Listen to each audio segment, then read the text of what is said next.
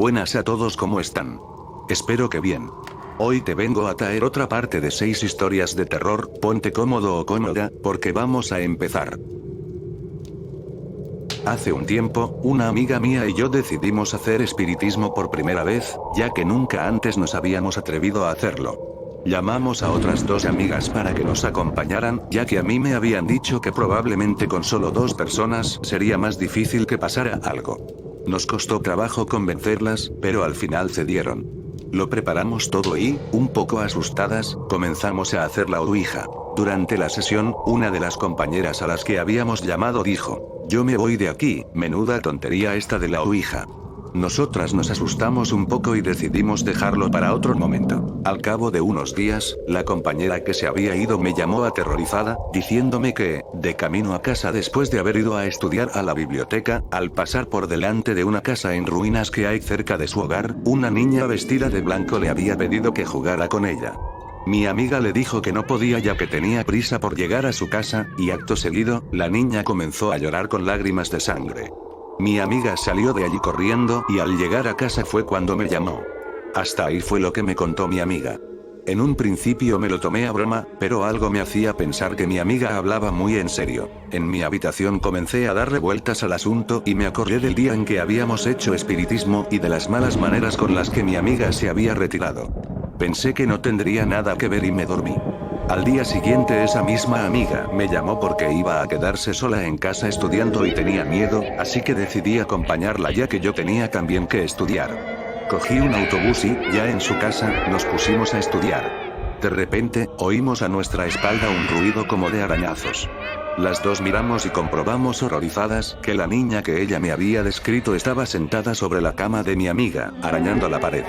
Salimos corriendo de la habitación y al llegar a la puerta observé que mi amiga no estaba, pero yo estaba demasiado asustada para esperarla. Un rato después, la policía llamó a mi casa informándome de que mi amiga había muerto de un ataque de asma. La habían encontrado en las escaleras de su casa, con una expresión de terror en su cara. Yo estuve en tratamiento psiquiátrico unos meses y ya me estaba recuperando, pero el otro día, en mi buzón apareció una nota escrita con letra de niña pequeña que decía: "Tu amiga murió por no jugar conmigo.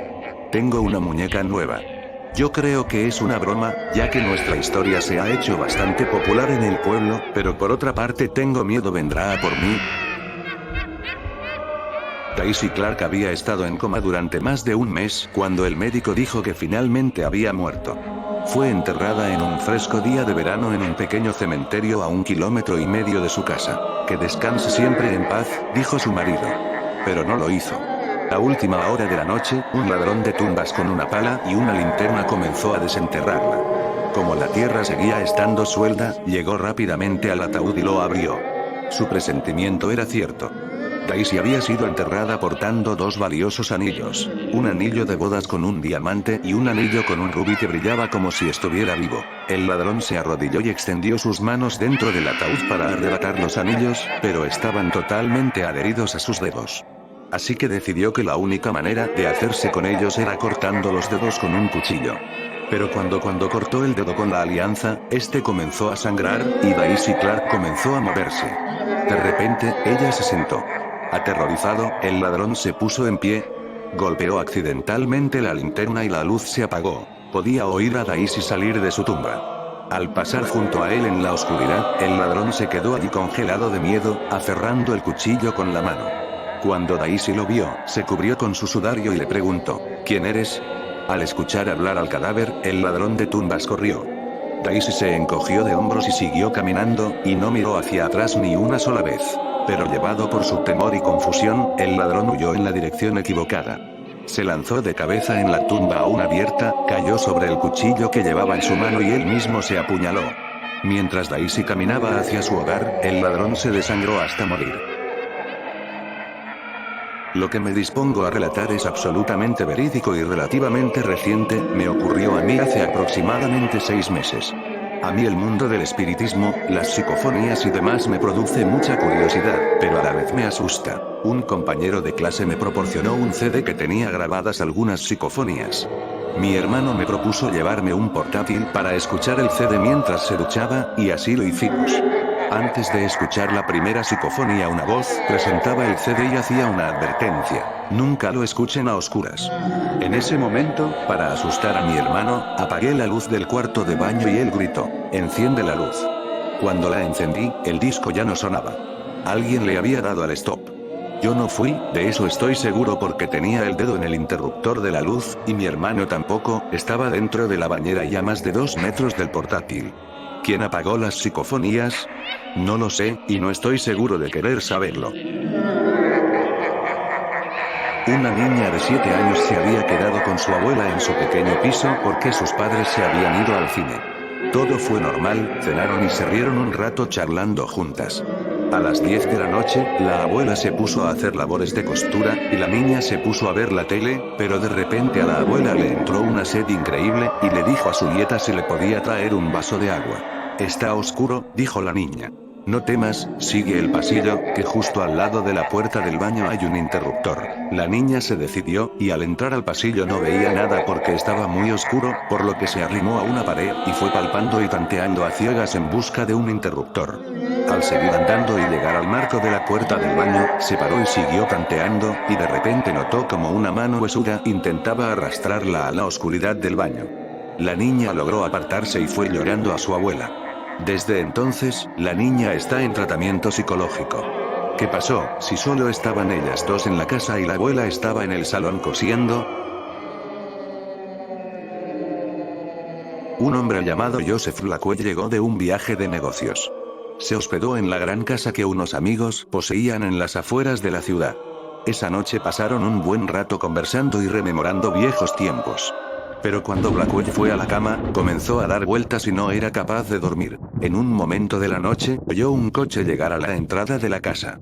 Se acercó a la ventana para ver quién podía arribar a una hora tan tardía. Bajo la luz de la luna vio un coche fúnebre de color negro lleno de gente. El conductor alzó la mirada hacia él.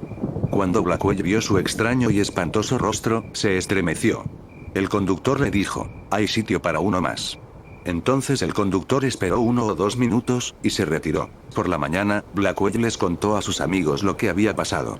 «Estabas soñando», dijeron ellos.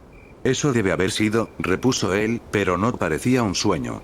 Después del desayuno se marchó a la ciudad. Pasó el día en las oficinas de uno de los nuevos y altos edificios de la urbe. A última hora de la tarde, él estaba esperando un ascensor que lo llevara de vuelta a la calle. Pero cuando se detuvo en su piso, este se encontraba muy lleno. Uno de los pasajeros lo miró y le dijo: «Hay sitio para uno más». Se trataba del conductor del coche fúnebre. «No, gracias», dijo Blackwell. «Esperaré al siguiente». Las puertas se cerraron y el ascensor empezó a bajar. Se oyeron voces y gritos, y un gran estruendo. El ascensor se había desplomado contra el fondo. Todas las personas que habían a bordo murieron. Un grupo de amigas había decidido ir a un hotel para pasar unos días.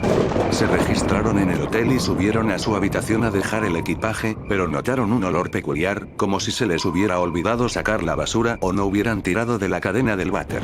Sin embargo, todo parecía estar en orden, así que se fueron y no volvieron hasta la última hora de la noche. El olor había empeorado notablemente a lo largo del día y ya era casi insoportable, de modo que llamaron a mantenimiento para que localizara su origen. La persona que les mandaron miró debajo de las camas, dentro de los armarios, incluso olfateó los desagües y las ventilaciones, pero no pudo encontrar la fuente del olor. Al final, limpiaron la habitación con generosas cantidades de productos perfumados, pusieron la ventilación al máximo y desearon las buenas noches al grupo de amigas. La peste estaba, por el momento, enmascarada, y como ellas estaban agotadas, se fueron a la cama. Una de ellas escondió la cartera debajo del colchón, como acostumbraba a hacer en los hoteles. Todas durmieron hasta bien entrada la mañana. Grandes rayos de sol entraban ya en la habitación, caldeándola en extremo. El hedor seguía presente y más potente que nunca. Una de las mujeres, ya bastante irritada, volvió a llamar al departamento de mantenimiento para quejarse. Luego llamó al director del hotel para quejarse un poco más. Un pequeño ejército de personal de dirección y mantenimiento se presentó en breve, y una vez más, rebuscaron por todas partes sin resultado. Sin embargo, todos estuvieron de acuerdo en que el olor era inaguantable, así que Dirección ofreció cambiar a las amigas de habitación. Recogieron sus cosas para bajar al vestíbulo, pero cuando la señora que había escondido la cartera hurgó debajo del colchón, tocó algo que parecía sospechosamente una mano humana. Quitaron el colchón de encima de la cama y ahí, en un hueco practicado entre los muelles del somier, había un hombre muerto. Era evidente que lo habían asesinado en la habitación y el asesino lo había escondido entre el colchón y el somier. Había recortado una parte de los muelles del somier para que el cuerpo no formara un bulto en la cama.